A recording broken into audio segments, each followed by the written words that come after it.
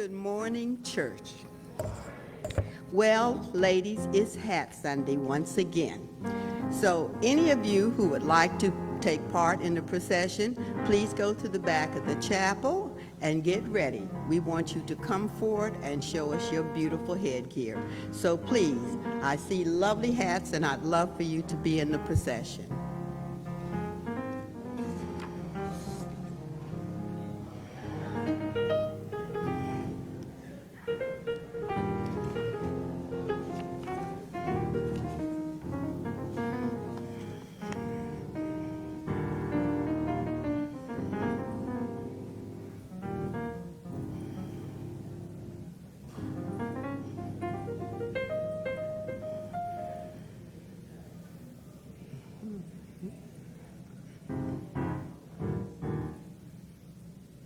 All right. So, ladies, I'm going to give us a brief history of hats. Women, as far back as early history, has worn hats or head coverings.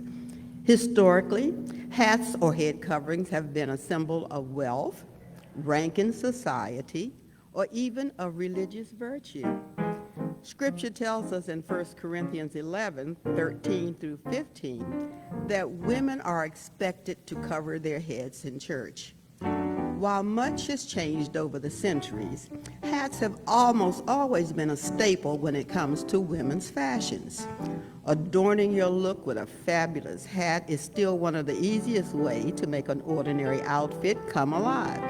It doesn't matter if you're looking to create an authentic vintage-inspired look or just want to add some old-fashioned elegance inspired look or just want to add some old-fashioned elegance into your accessories. Here is a brief history of women's hats and how they have changed throughout the centuries. In Western societies, hats have long been worn by lower-class members of society purely for utilitarian reasons. With that said, decorative hats have also made their mark on society since nearly the dawn of recorded history. After all, there are even depictions of women in ancient Egypt, like the regal Queen Cleopatra, wearing elaborate bejeweled headdresses made of precious metals.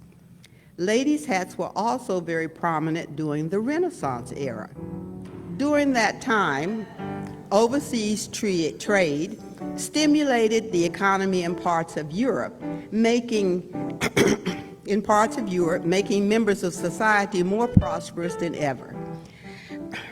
What followed was a time of marked excess and an appreciation for the finer things in life.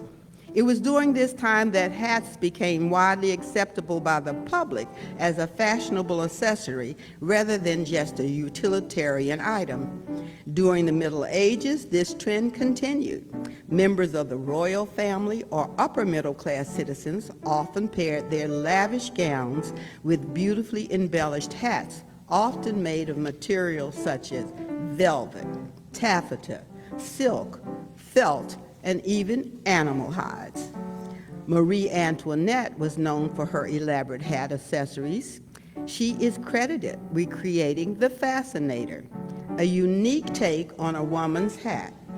Fascinators are small hair accessories that are accentuated by veils, feathers, ribbons, or other exciting items, all in a small, neat package. Hats were often an indicator of women's places in society. Only wealthy, upper-middle-class women had the money to afford wearing stylish hats when going out in public.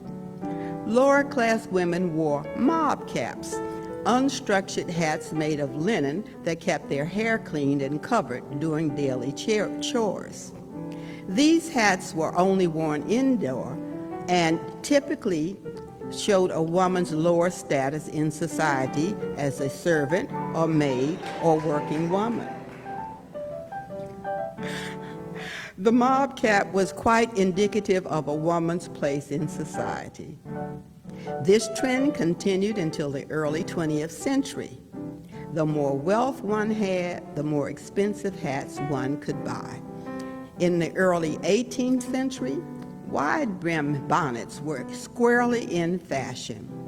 Bonnets became large statement pieces with dramatic brims. While these hats were meant to shield women's faces from the sun, they also were fashionable items that a woman just had to have. For summer, they were made of light, breathable fabrics, and for winter, they were made of wool or velvet, but all were decorated to the hilt. In the 1920s, the flapper rage hit, and the cloche hat was the in thing. The cloche was a bell-shaped head covering with a dainty brim and was sometimes adorned with a small amount of embellishments. They were perfectly suited for the cropped, bobbed haircuts that were all the rage at the time. However, hats became a bit less popular as the 20th century wore on. With that said, the 1960 style icon, Jackie Kennedy, managed to make hats popular again with the pillbox, as women were eager to copy her style of dress. That revival did not last long, as hats no longer hold the appeal they once had. Churches, and as someone just recently reminded me, the racetrack, because on the Derby Day, women wear hats. You will still find hats in churches. Ladies wearing hats, and even there were fewer sights of ladies in hats. However, today the ladies of this service are bringing back the wearing of hats, head coverings to this service. As we take the scripture found in 1 Corinthians 11 and 15, which tells us to cover our heads, we dress up our head coverings with ribbons, flowers, netting, feathers, jewels, or whatever suits our fancy to say to God that we honor you with our best and our brightest. So to God be the glory.